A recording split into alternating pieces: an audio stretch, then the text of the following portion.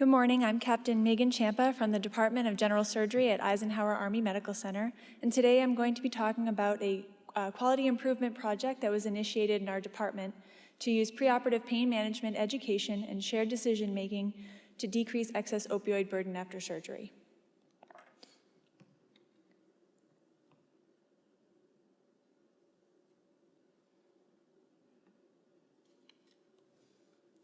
Greater than 75% of surgery patients receive an opioid prescription following surgery. Despite appropriate indication, a not insignificant number of these patients will go on to develop prolonged opioid use. 70% of patients report having unused opioid pills after surgery, with the majority of these patients planning to keep them on hand for future use. One study found that 10% of patients reported a plan to keep them for the future use of others, including children.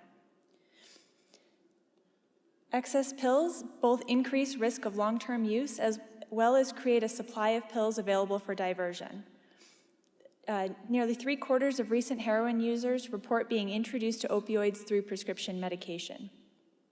However, despite the frequency of prescriptions and the risk, little emphasis is placed on training general surgeons and residents on appropriate prescribing habits.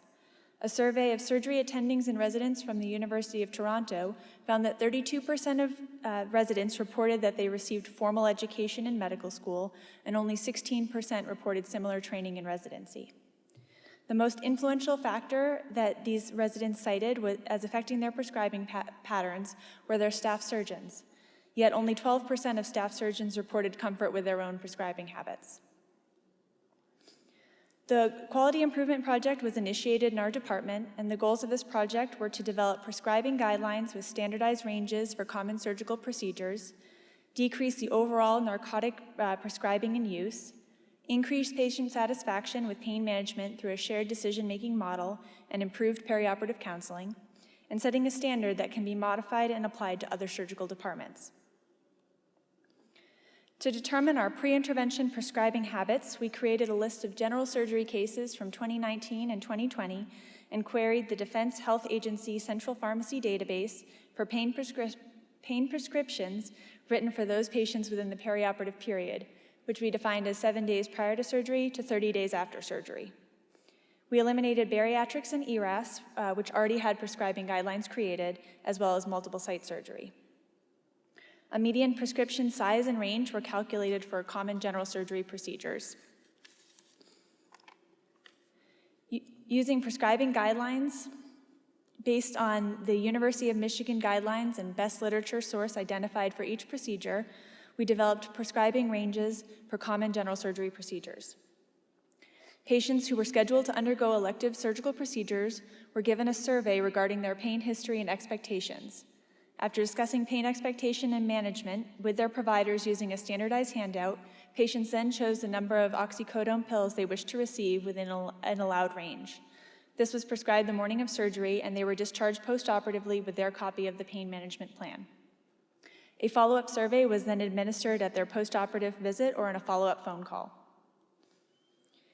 The preoperative pain expectation and management education included setting up pain expectations in relationship to their planned procedure, a focus on functional goals rather than the elimination of pain, a focus on non-opioid alternatives for pain control, including multimodal drug therapy, physical therapy, and mindfulness techniques, discussing appropriate indications for their opioids, and discussing the adverse effects of opioid medication.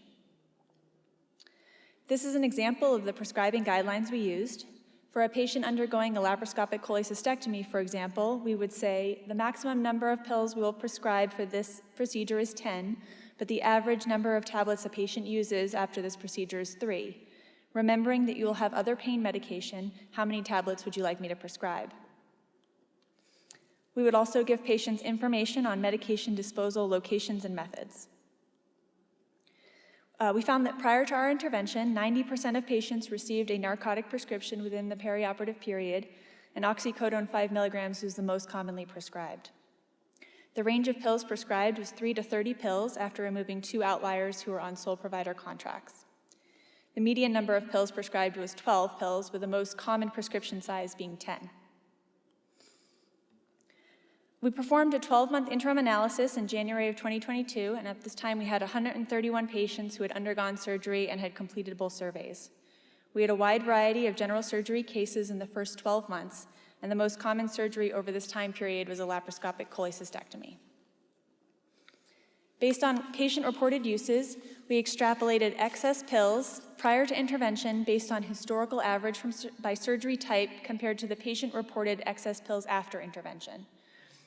This resulted in an estimated decrease in the number of unused pills from 70.5% to 48.5%, which resulted in 503 fewer pills that were prescribed and unused during the study period. Nearly 80% of patients reported that they had disposed of excess opioids or had a plan for disposal. This is a breakdown of the pills prescribed before and after intervention for the most common procedures. On average, patients reported improved satisfaction with their pain management for the current procedure compared to that of their prior surgeries, with a median satisfaction score of 5, or highly satisfied, compared to 4, or satisfied. When asked who they thought should decide the number of opioid pain pills they received, the majority of patients believed it should be a joint decision between themselves and the provider. First, we recognize that there is the potential for recall bias due to the use of surveys to measure the patient perception of pain management and the number of pills taken. Second, we found that only approximately 30% of patients who underwent elective surgery during this study period filled out both surveys and therefore were included in this study. And then finally, in order to extend this new initiative to all patients, we use a theoretical model based on our pre-intervention prescribing habits in order to determine the pre-intervention excess pills that was a retrospective data compared to the prospective data that was measured during the study. So in the future, we would like to expand this intervention to our urgent and our inpatient surgery patients. We'd also like to expand the perioperative pathway to other surgical departments throughout the military medical system. And we would also like to evaluate resident comfort before and after the institution of these prescribing guidelines. So in conclusion, institution of prescribing recommendations and preoperative pain management education with a shared decision-making model between patient and provider decreases excess opioid burden and increases patient satisfaction.